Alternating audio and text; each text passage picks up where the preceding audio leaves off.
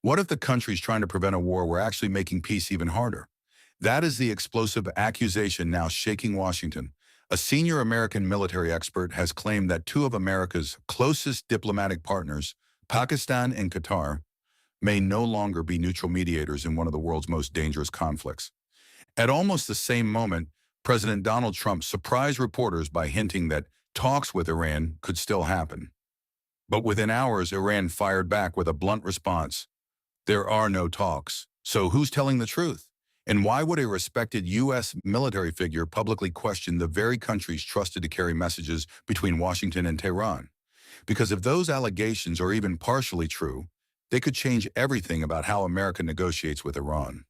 But that's only the beginning. For years, direct communication between the United States and Iran has been almost impossible. Instead, messages often travel through third countries, nations willing to act as intermediaries when both sides refuse to speak directly. These mediators have quietly carried proposals, warnings, and diplomatic signals during some of the most dangerous moments in Middle Eastern history. Most people never hear about these conversations. They happen behind closed doors, far from television cameras and political speeches. Yet sometimes those hidden negotiations can determine whether the region moves toward peace or another military crisis. And now that entire system is suddenly being questioned. Retired U.S. General Jack Keane recently made a claim that immediately caught the attention of foreign policy experts. According to Keane, countries like Pakistan and Qatar may no longer be reliable intermediaries because, in his view, their relationships with Iran make true neutrality difficult. It's an allegation, not a proven fact, and neither Pakistan nor Qatar has accepted that characterization. Both countries have long presented themselves as partners working to reduce tensions and encourage dialogue. Still, Keane's comments raised an uncomfortable question. If Washington begins to doubt its own diplomatic channels, who can it trust to carry messages to Tehran? That question becomes even more important when you look at what happened next. Just as these accusations began making headlines, President Donald Trump hinted that negotiations with Iran might still be possible. It was a statement that immediately fueled speculation across Washington, the Middle East, and global financial markets. Was a breakthrough finally approaching? Or was this simply another round of strategic messaging? Then came Iran's response. Officials in Tehran publicly rejected the idea that direct negotiations with the United States were taking place. One side suggested diplomacy was still alive. The other insisted there were no talks at all. Two completely different narratives, one enormous mystery. And somewhere between those conflicting statements stand the very mediators now facing questions about their credibility. But here's where the story becomes even more complicated. Because this isn't just about diplomacy, it's about influence. It's about regional power. And there may be far more at stake than a single round of negotiations. Imagine two rival nations locked in decades of mistrust. No direct hotline, no regular diplomatic meetings, and almost no room for misunderstandings. That has largely been the reality between the United States and Iran since diplomatic relations collapsed after the 1979 Iranian Revolution. Over the decades, every major crisis, from sanctions and nuclear negotiations to military incidents in the Persian Gulf, has carried the risk of spiraling into something much larger. When direct communication becomes politically impossible, another option emerges: trusted intermediaries. Countries that maintain relationships with both sides. Countries capable of quietly carrying messages that neither government is willing to deliver face-to-face. Without those back-channel communications, even a small misunderstanding can rapidly escalate into a dangerous confrontation, which is exactly why the role of mediators has become so critical. But not every mediator plays the same role, and that's where this story begins to take an unexpected turn. To many people outside the region, Pakistan and Qatar might seem like unlikely diplomatic players. But behind the scenes, both countries have spent years building relationships across competing camps. Pakistan shares a long border with Iran while also maintaining important security ties with the United States. That unique position has occasionally allowed Islamabad to serve as an informal bridge during periods of heightened tension. Qatar, meanwhile, has become one of the Middle East's most active diplomatic hubs. Despite hosting one of America's largest military bases in the region, Doha also maintains communication with governments and groups that Washington often cannot engage directly. This balancing act has helped Qatar mediate conflicts ranging from hostage negotiations to regional ceasefires. For years, many diplomats viewed these relationships as strengths, but critics argue that close ties can also raise difficult questions about neutrality. And that's exactly the argument now being made by retired General Jack Keane. His comments suggest that proximity may no longer be an advantage. Instead, he believes it could become a liability. Whether that assessment is fair remains a matter of debate. But once those doubts enter the conversation, diplomacy itself becomes more complicated. Because in international politics, trust is often more valuable than military power. At first glance, this appears to be a disagreement over diplomatic channels. In reality, it reflects something much larger. The Middle East is no longer defined only by missiles, drones, and military deployments. It is increasingly shaped by information, influence, and strategic perception. Every public statement can send signals to allies. Every denial can become a negotiating tactic. Every carefully chosen headline may influence markets, military planning, or future diplomacy. That's why Trump's optimistic remarks and Iran's immediate rejection created such confusion. Were they contradicting each other, or were they speaking to entirely different audiences? And if unofficial discussions are happening behind closed doors, would either side actually admit it? These questions have no simple answers, but they reveal one important reality. Sometimes the most important negotiations are the ones governments refuse to acknowledge. By now, the headlines had shifted dramatically. What began as speculation about possible U.S.-Iran talks had turned into a debate over the credibility of the mediators themselves. Retired U.S. General Jack Keane argued that Pakistan and Qatar were no longer ideal intermediaries because, in his view, both maintain relationships with Iran that make complete neutrality difficult. It was a serious claim, but it's important to understand what it was and what it wasn't.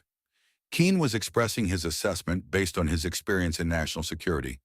His remarks were not presented as official U.S. government policy, nor did he provide public evidence proving that either country had acted improperly. Still, coming from one of America's best-known military analysts, the comments immediately drew attention. Because in diplomacy, perception can be almost as powerful as reality. If negotiators begin to doubt the messenger, even perfectly accurate messages can lose their impact. And that raises a critical question. Can peace talks survive if neither side fully trusts the people carrying the message? While that debate unfolded, President Donald Trump added another layer of uncertainty. He suggested that discussions with Iran could still happen. His comments hinted that diplomacy had not completely collapsed. For supporters, it was a sign that dialogue might still prevent another regional crisis. For critics, it was difficult to reconcile with Iran's public position, because Tehran quickly rejected the idea that direct negotiations with Washington were taking place. To outside observers, the contradiction was striking. One side projected optimism, the other projected denial. But experienced diplomats know that international negotiations are rarely straightforward. Governments sometimes speak differently in public than they do in private. A public denial can protect domestic political interests. A hopeful statement can reassure allies or test an opponent's willingness to negotiate. That doesn't prove secret talks are happening, but it does explain why public statements don't always tell the full story.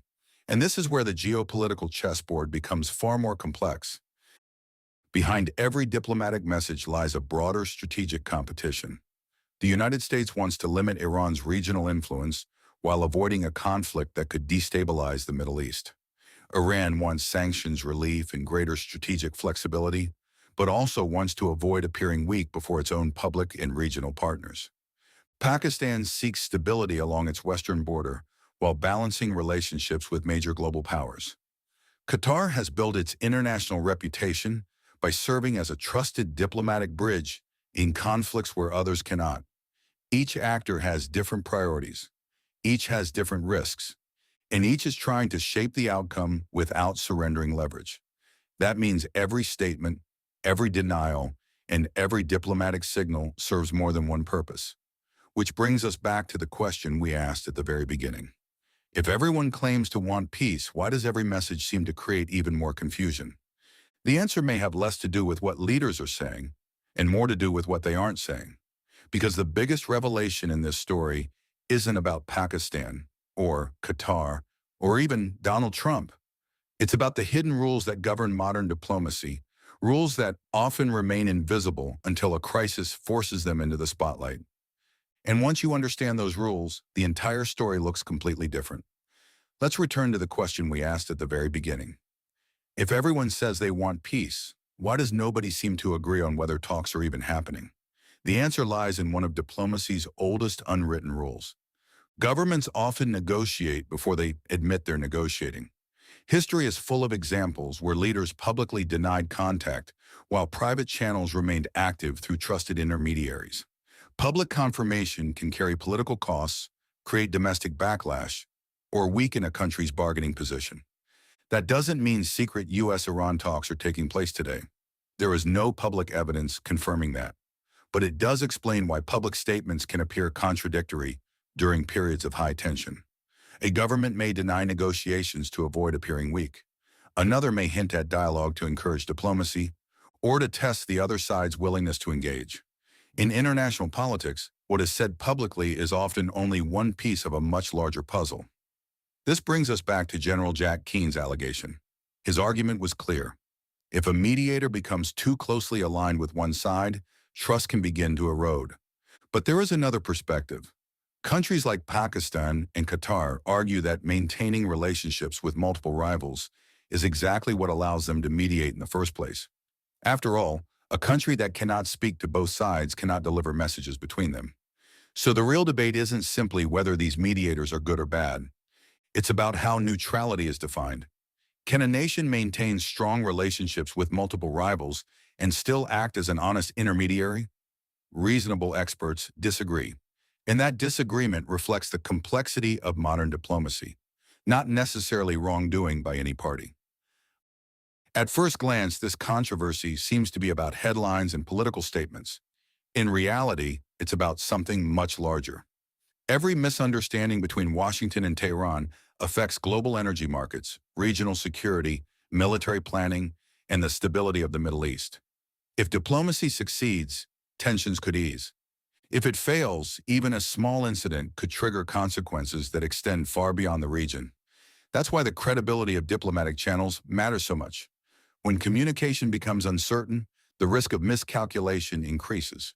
And history has shown that some of the world's biggest crises began not with deliberate decisions, but with misunderstandings.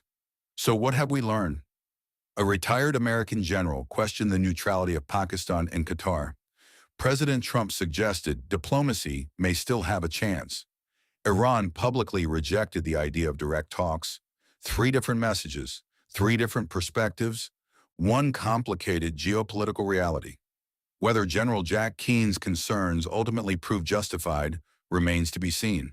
For now, they remain an influential opinion, not an established fact, but they have reignited an important debate about trust, mediation, and the hidden mechanics of international diplomacy. Because sometimes the most important battles aren't fought with fighter jets, missiles, or warships.